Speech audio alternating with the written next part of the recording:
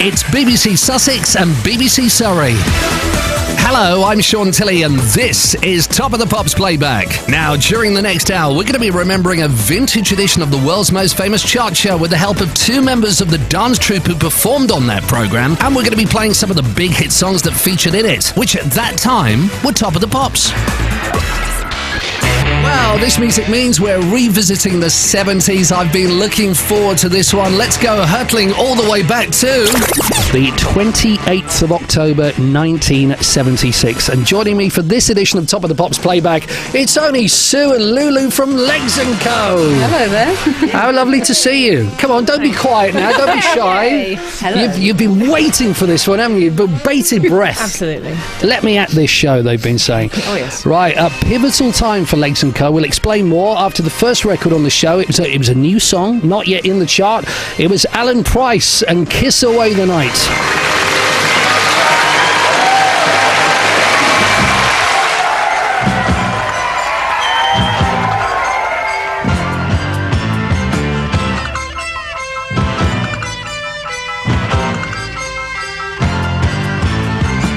Overhead, morning birds are roaring.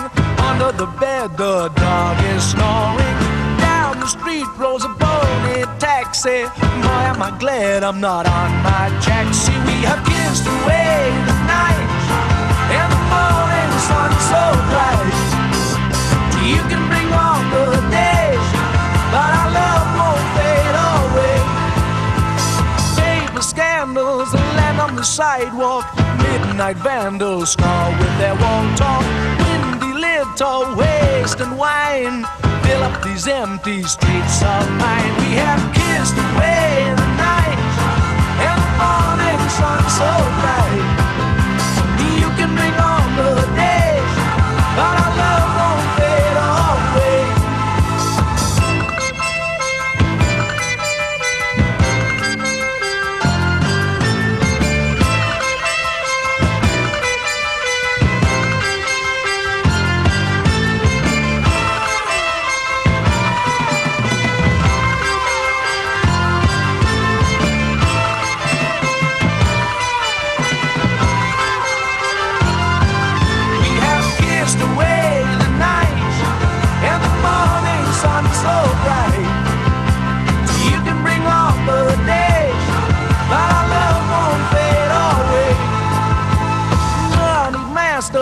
Mix up their papers, neighborhood priests who follow their neighbors. My barn fall like coal in the ground, but I keep on spinning on this merry-go slow down. We have kissed away the night, and the morning sun so bright.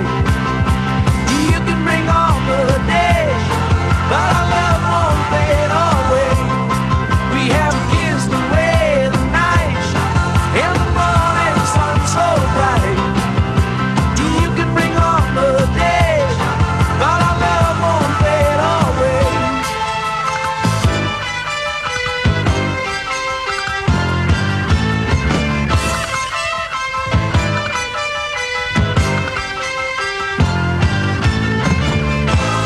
Top of the Pops Playback, the 28th of October 1976. A new song, not yet in the chart. In fact, didn't make the chart. Alan Price, Kiss Away the Night. One of the rare occasions, I guess, when a song was performed on Top of the Pops, but it bombed. Anyway, listen, you weren't concerned about Alan Price. Oh, no, because Lulu and Sue from Legs & Co., who are with me right now, had much bigger things to be dealing with. There was a bit of transition in the Top of the Pops studio. What had been Ruby Flipper were no more. That's right. But we didn't quite have Legs & Co. The name had not yet been chosen, had it? No, what had happened was the BBC had decided to make it into a competition for the viewers, and I think it was a good way of introducing the new group, the transition from Ruby Flipper and to the new all-girls lineup again. So they opened it up as a competition for the general public, which went over about 3-4 weeks, not even longer than that, quite a long time, yeah. Sackfuls and sackfuls of suggestions, some funny, some not so funny. Some great great suggestions. Do you remember anybody? Or any names in I particular? remember laughing and reading them. I can't remember any that I could possibly say over on air, but it was quite funny. Yeah, definitely there were some You went good for ones. the sublime Yeah. with them. Yeah. Let your imagination run away with you. And eventually this young girl, Elaine Coombs, who was 16, came up with the name Legs & Co. And she was invited up to the studio. She got the T-shirt, got to meet us, and then that's when we were given our name. So that's how they did it. They got people to send in postcards with their suggestions of the names, and then somebody, I think it was the production office, sifted through the sacks and came up with Legs & Co. It was an enormous response to the competition, wasn't it? Huge. Because, it was meant to be over and done with in a couple of weeks, I think, but it went on, didn't it? It actually went on for another couple of weeks because they had so many, they just couldn't get through them all. And they kept saying, we haven't found the right one, whatever that meant. Which does go to show that they did it properly. Yes. That they did read them all. Yes. It wasn't that they said, "Oh, this'll do." They actually went through all of the suggestions. Not like a lucky dip where you just... Exactly. The raffle Everyone had Christmas. a fair chance. Yeah. No, it was good. And as Lulu says, they had a wide variety of names, from smacks and all kinds of strange things. And Legs & Co was picked, so I don't know if Elaine Coombs realised then quite what she'd done by coming up with a name like that was going to be, You should have had a cut on the royalties. Where are you, Elaine? Yeah.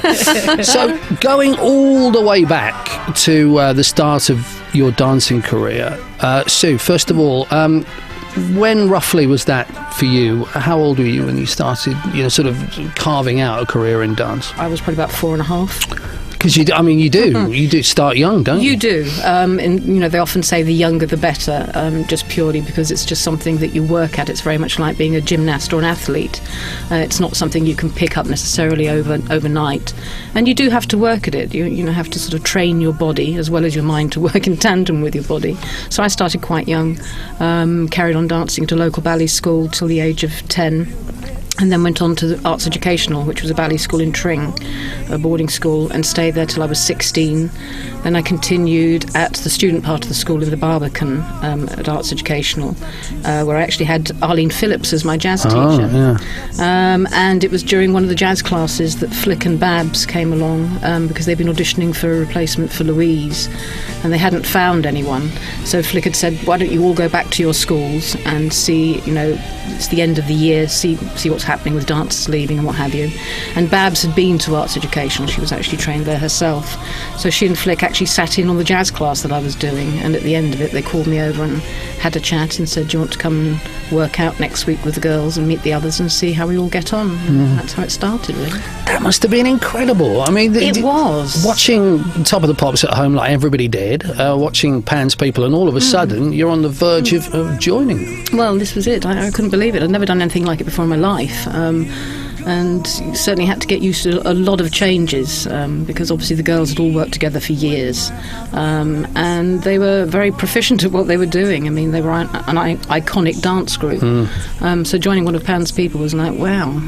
So this was, what, 1974? 1974, beginning of 1974, and I I started working with them sort of from the May, but when I was supposed to do my first Top of the Pops, there were a load of BBC strikes. That's right, in 74 there were, weren't they? It was the year of the strikes. Throughout the summer, yeah. Exactly, there were a lot of them. And eventually, when I did do my first Top of the Pops, it was Summer Breeze, Isley Brothers. Oh, it's not a bad one, is it? It's a lovely song. To kick off with. And then I think we had a few weeks break after that because there was more strikes. And then I think the second routine was the original Elton John's Don't Let the Sun Come Down on Me. Yeah. All done in red dresses, which was very nice. Yeah. All classic records, aren't they? Oh, they were great. Fantastic. Times. All right, you don't escape, Lulu. We'll get into your story in just a sec after the next song, this particular edition of Top of the Pops. We are talking the 28th of October 1976. This was climbing to number 3. It was on video, sadly. Chicago heading for number 1 with If You Leave Me Now.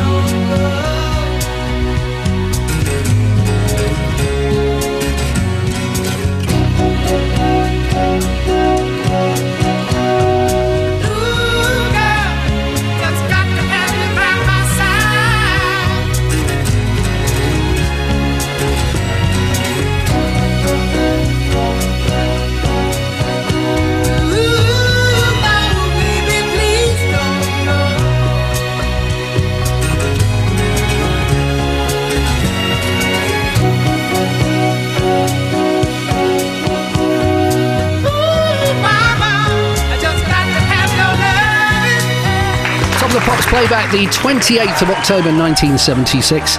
It was nudging up to number 3, eventually topping the chart, Chicago. And If You Leave Me Now on video, with Sue and Lulu from Legs & Co. joining me for this particular edition of the show. I mean, you know, it's timeless, isn't it? It's a classic record. Yeah. Fantastic. What would you be doing when a video was up on the screen? Well, we'd be probably in makeup or hair waiting for our turn if we hadn't been on yet. If we finished, we'd probably be on the way to the bar. But yeah, all the bands kind of lurked around the edges of the studio waiting for your turn, so you'd be there ready to go, and then the floor manager would wave you over and you'd get ready. Yeah. So yeah, just keeping an eye on running scales and things. So Sue had been in Pan's People for a couple of years. Mm-hmm. All of a sudden we get the news that Pan's People are to be no more, and we're going to have this new dance troupe called Ruby Flipper, as it was. Now, Sue, you'd been told obviously that you were going to be staying on. Yes, Cherry and I mean, basically the end of Pan's People, the originals had left, so it was no longer the original Pan's People, although we'd had 2 other really nice girls, Mary Corp and Lee Ward, working as replacements once Dee Dee had left and Babs had left. So it was decided towards the end of it was no longer the original lineup, and it was time to move on. I mean, fair dues. So Flick had decided that she'd like to try something completely different, which I think was astute, because to go straight from one dance group of all girls to another dance group of all girls was going to be a tough act for that group to follow anyway. So she decided she wanted a mixed group. So that's when we were told, about 4 months before the end of Pan's People, this was going to be in the pipeline.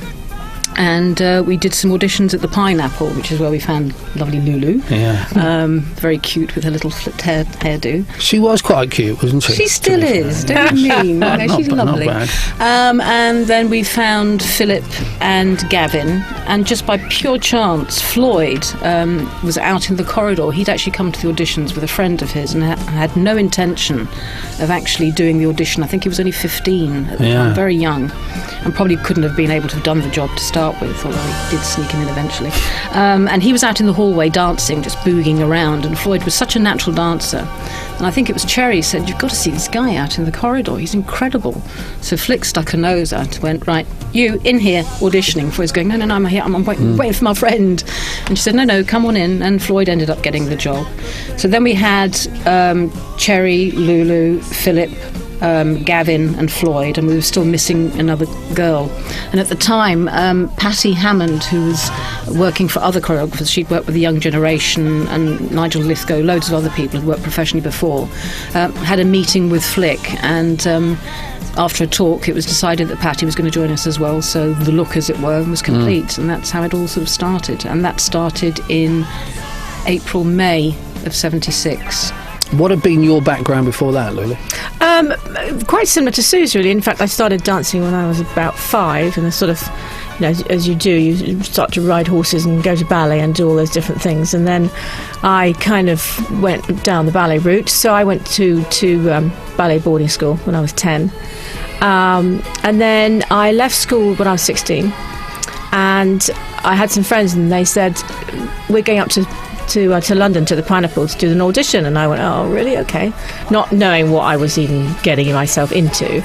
And they said, "Oh, come along with us, and we'll just go and do it, and then we're going to, go and do something." So I went in, and that was kind of it, really. And then, Flick would tap you on the shoulder if she wanted you to stay. So she kept tapping me on the shoulder, and then she said, "Can you come back tomorrow?" And I went home to my parents in Sussex and said, "I've got to go back tomorrow." And then, bizarrely, she said, "Do you want to join the group?" And I went, "Okay." Really not knowing what I was getting myself into, but it was brilliant. Yeah. And it was brilliant ever since after that. It's just one of those, being in the right place at the right time, with the particular look that she wanted. Yeah. Yes. And all of a sudden thrust in front of millions of people. Yeah, quite odd, quite strange. I don't come from a theatrical background, so nothing my parents had ever had anything like that before, so it was all new to them too. But the Sue and Cherry and everybody that had been doing it for a few years were great.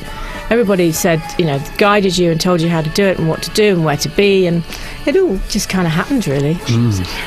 She was a natural. We'll find out exactly how much of a natural in just a sec. We'll talk about how the transition was made from Ruby Flipper to Legs & Co. After we listen to this, he had a new entry at number 30 on the chart. It was Leo Sayer, and You Make Me Feel Like Dancing. How apt.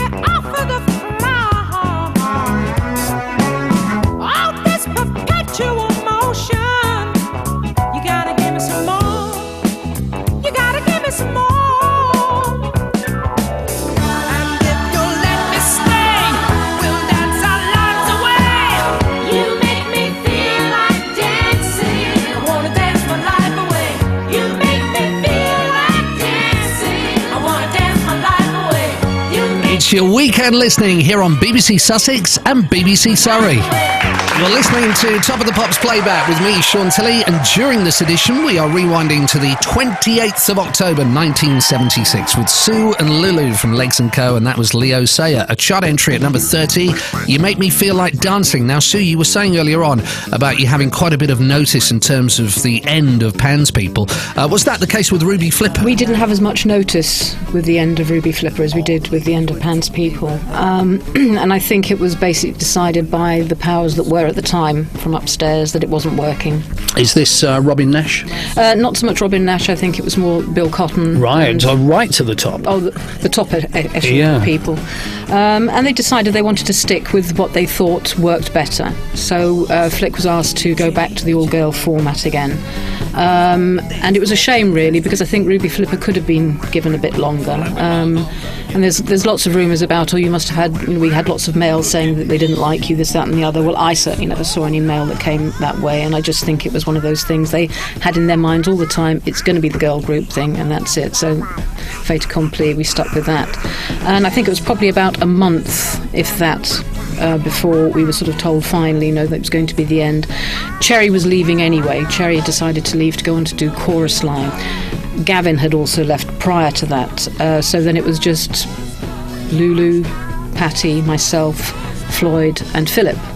We ended up doing Wild Cherry, play that funky music, which was great, and I think it was a great number for us to have gone out on, and just an example actually, if we had been given longer, dance-wise, it was a great group. I mean, when we used to go out and do cabaret, people loved Ruby Flipper because it was all disco, it was dancing again, in every sense of the word. So it was a shame, but I mean, it was about a month before the end that we were told, and the boys went off to go and do different things. and the girls were asked to stay, which was nice. And we then had to find 3 new ladies. Right, let's have a listen to the Wild Cherry record then. It was up to number 15. Play that funky music as we remember the demise of Ruby Flipper. No, it can't be true. But then again, if it wasn't, we wouldn't get Legs & Co. More next.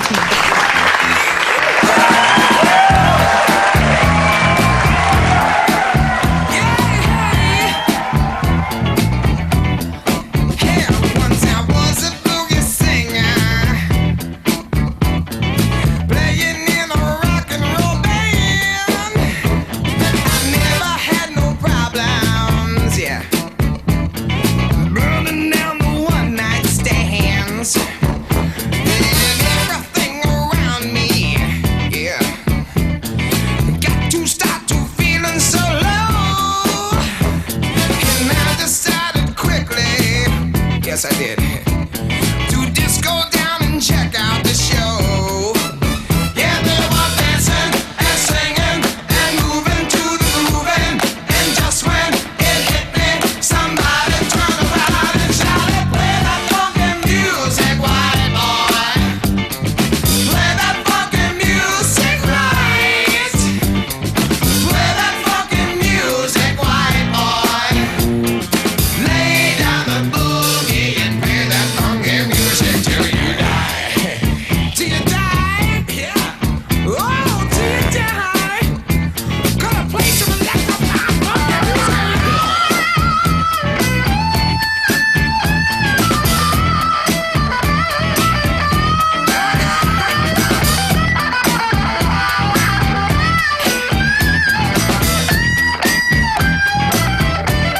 Hey, wait a minute. Now, first it wasn't easy. Changing rock and roll and minds. Things were getting shaky. I thought I'd have to leave it behind. Oh, but now it's so much better. It's so much better. I'm funking out in every way. But I'll never lose that feeling. No, I won't. Of how I learned my lesson that day. When they were dancing and singing and moving to the grooving. And just when it hit me, somebody turned around and shouted, "Play that funky music, white boy. Play that funky music right. Play that funky music, white boy. Lay down the boogie and play that funky music till you die." Till you die? Yeah. Oh, till you die. Yeah. They shouted, "Play that funky music. Play that funky music." Top of the Pops Playback, the 28th of October 1976, and that's a record that was elevating up to number 15 on the chart. Wild Cherry and Play That Funky Music. How ironic, I've only just spotted this, that Cherry's left and you've got Wild Cherry. There we are, you see? See how this show all fits together? I didn't even think it. No, you see, hey, collaboration of minds, you see, that's how it all works. So the last ever record that was performed to on Top of the Pops by Ruby Flipper. So it's been announced, the last performance has happened. What's going on behind the scenes? Because obviously Ruby Flipper have got this last performance to do, but I would think that the for what was going to be Legs & Co, the wheels were very definitely in motion by this stage. Well, once Flick and Ruth, who are managing us, they were our management company, Ruby Flipper Limited, they decided that they would tell us what was going to happen, and auditions then started reasonably quickly, and we ended up auditioning at North Acton, the rehearsal rooms, at a weekend where we found Rosie and Pauline, which is quite sweet, because I think in another interview Pauline remembers where she wasn't sure whether to take the Legs & Co job because she was offered Tommy Steele and she was trying to work yes, better one to do, and I think thank goodness she ended up with Legs & Co. And Jill we found out about a lot later, And I remember those auditions because we did those at the Baden Powell House. Do you remember that? Yes, yeah. And we were laughing because there's all these grown men walking around in scout outfits. But we found Jill there, and she was doing beauty competitions at the time. I think it was Miss UK or Miss Britain or something. And again, she was thinking about what she wanted to do, but eventually, we were fortunate enough to say, we've got the full 6. So if I said to you, what was the first ever record that Legs & Co. performed to on Top of the Pops? You know, Sue, because you're a historian at this sort of thing. What was the song, Lulu? I can't remember. I'll tell you. It was the Average White Band, Yes, it was. Queen of My Soul. She knew, honestly. She did. Honestly, she did.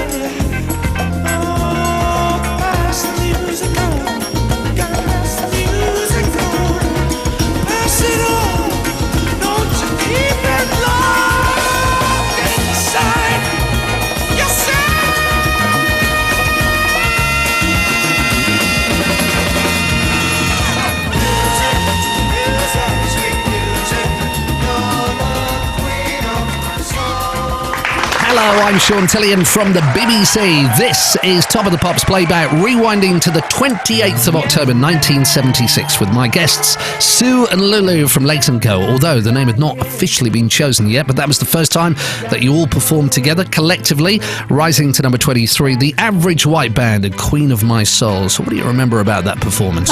For a routine, it was a very subdued routine, and again, I think Flick did that deliberately, just so there were lots. I definitely remember there were lots of close-ups in the routine, and I think that was done so that the viewing people and public, who were, obviously going to give us a name at some stage or other, could get an idea of what we looked like and which girl was who. And oh, look, there's Lulu from Ruby Flipper still in the group. There's Patty still in the group, and there's.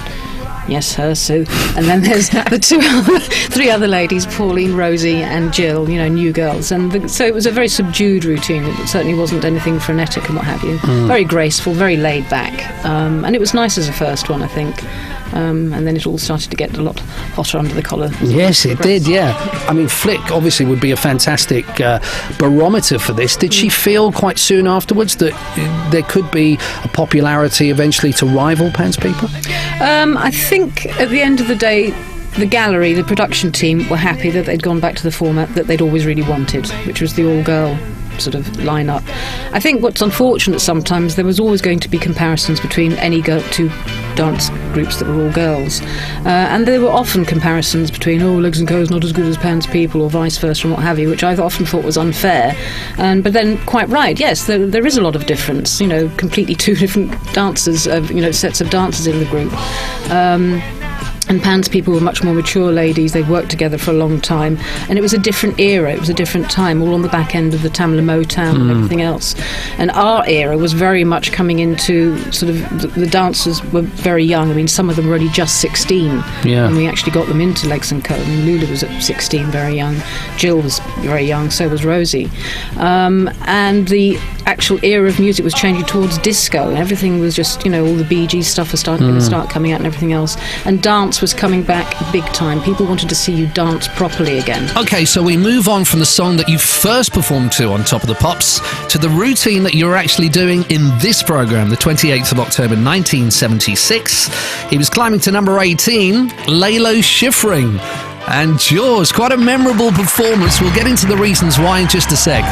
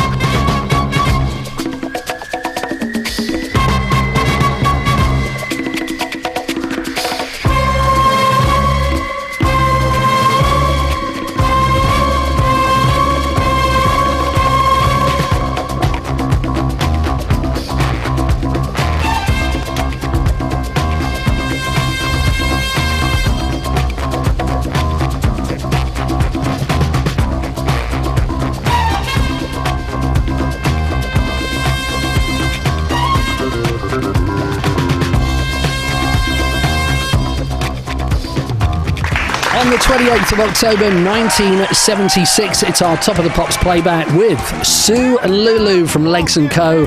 And that's the record that they were performing to on this show, up to number 18 on the chart. Lalo Schifrin and Jaws. It was hysterical, I mean, actually doing it. Flick would often do routines in 2VTs, which is where you basically do the routine twice. And you have integral bits of the routine missing, so it's like a jigsaw puzzle. When it's eventually all edited together, it's slopped in to make one thing. So for this particular number, we were dressed up in the sort of James Bond look-alike wetsuits, you know, sort of leaping around the stage with gusto. And that was the first part of the routine. And then the second part, Flick had had this idea of, I want people swimming in it. So to get this effect, she had us on parallel bars, like they use in gymnastics. So we're sort of dangling from our armpits over these parallel bars, and then we're sort of hiked up into the lighting area, because Flick wanted us to sort of be clear of the set where we've been dancing. She didn't want that in the frame. So then you're just going to have these legs sort of swimming, you know, treading water. Meanwhile, underneath there's these fins going backwards and forwards, guys pulling them from either end.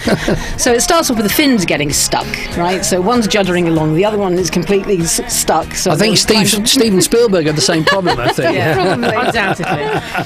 And I think the actual track's, 2-3 minutes long? Yeah. So we're up there and we're treading water, and then one of the girls, who shall remain nameless, got cramp under her arms, saying, I've got to get down, I've got cramp under my arms. And we were up there for a while before we'd even started the playback to do this swimming little excerpt. So we would stop and start, and then Flip would go, no, they're still not high enough. Further up, you know, higher. So we were disappearing up into the gods of the lighting rigs. And OK, let's start it again, take it from the top. So every time we took it back from the top, it was starting again. So after about 4 or 5 times, we're all starting to get cramp under the armpits. And we were left dangling there for about 10, 12 minutes. And they didn't lower us down each time they stopped. They left us up there. And eventually some bright spark said, you know what, the girls are probably getting a bit tired up there. Maybe we should do something. So they sent these 6 tech guys onto the stage. Just support the girls' legs, will you? So there's these guys standing there holding our legs. It just looked ridiculous. It's not a bad job, actually. It depends who's doing what, but I mean, just ridiculous, absolutely ridiculous. One thing I never understood about that particular routine, because I remember it well, was Lulu wearing the armbands. No. Well, you know, I've always been a bit scared of water. And that was the funny thing at the beginning, the sort of shock horror, shock expressions of each girl. That was hysterical. Do you have to do many retakes? You know, would things go wrong fairly often? Only if you literally fell off the set. And we very rarely got to redo things, so things would often come out with the mistakes in them as well. Yeah, it had to be dramatically bad for them to stop and redo it again. It's the 28th of October 1976, all over again with Sue and Lulu from Legs & Co. here on BBC Sussex and BBC Surrey's Top of the Pops playback. And here's the song that they would dance to the following week. It's the Steve Miller Band and Rockin' Me.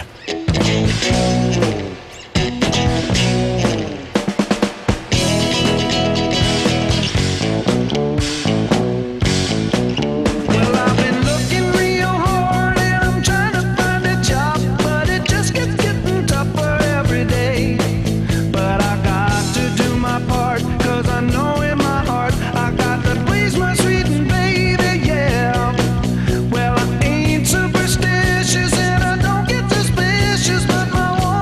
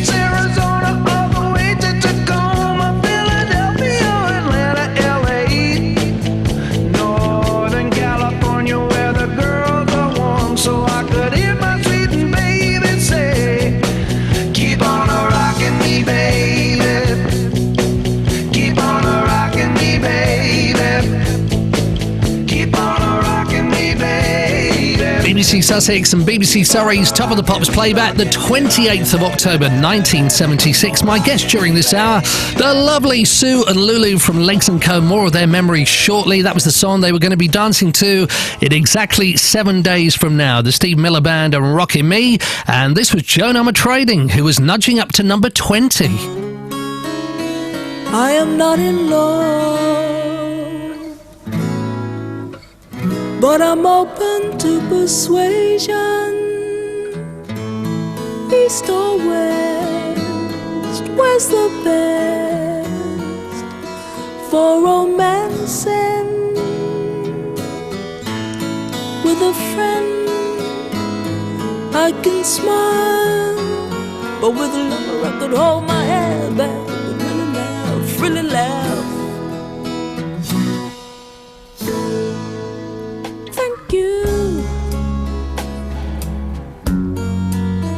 You took me dancing across the floor, cheek to cheek, but with a lover I could really move, really move. I could really dance, really dance, really dance, really dance. I could really move, really move, really move, really move. Now if I can feel the sun in my eyes and the rain on my face, why can't I feel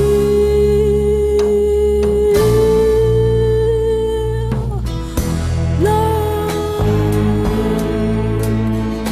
Really love, really love, really love, really love, really love, love, love, love, love, love, love, love, love. Now I got all the friends that I love. I may need my home, but I should just stick to those that I have got. With friends I still feel so insecure.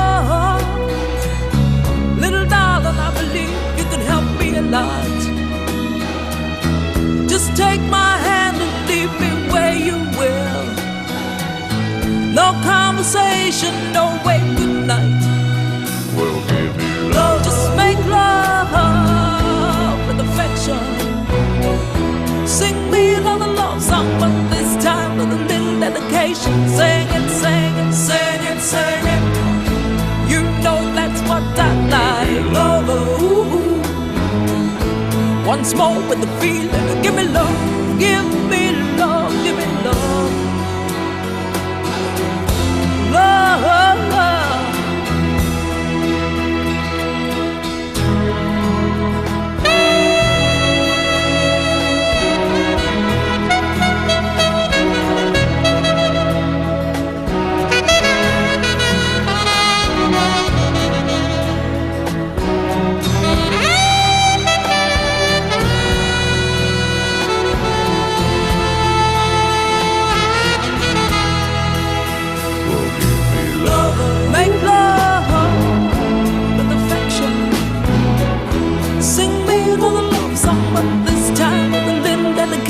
Sing it, sing it, sing it, sing it.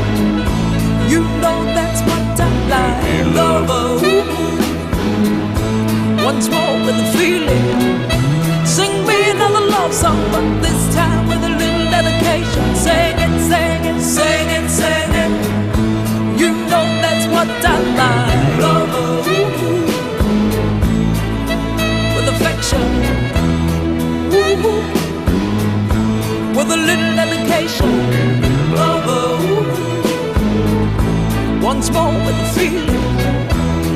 Ooh, you know that's what I like, love.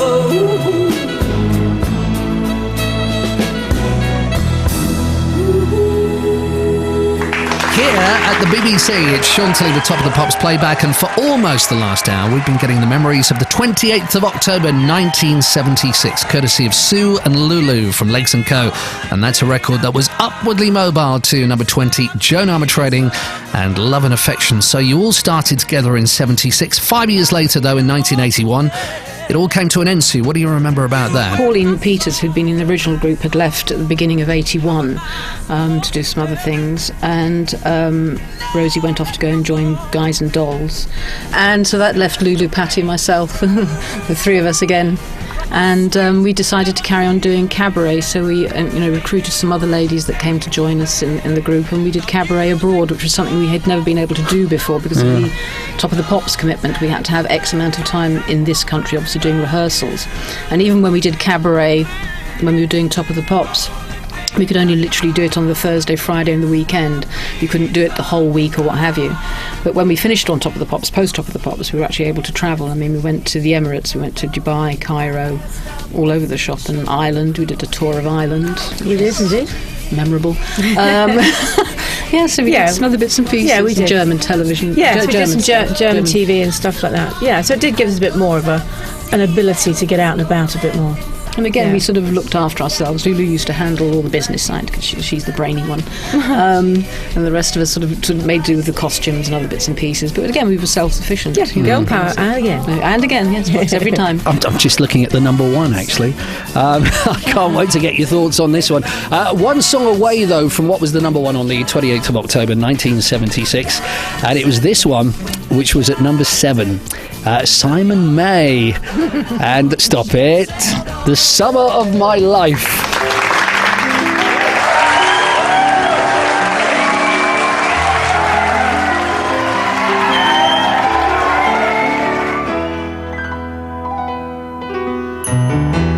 Drinking up the last drops of the summer wine, clutching straws by the riverside, and I look into your eyes, and autumn's getting near. You were the summer of my life. You were everything to me. You were all a man could need. You turned my darkness into light. You changed everything inside. You were the summer of my life.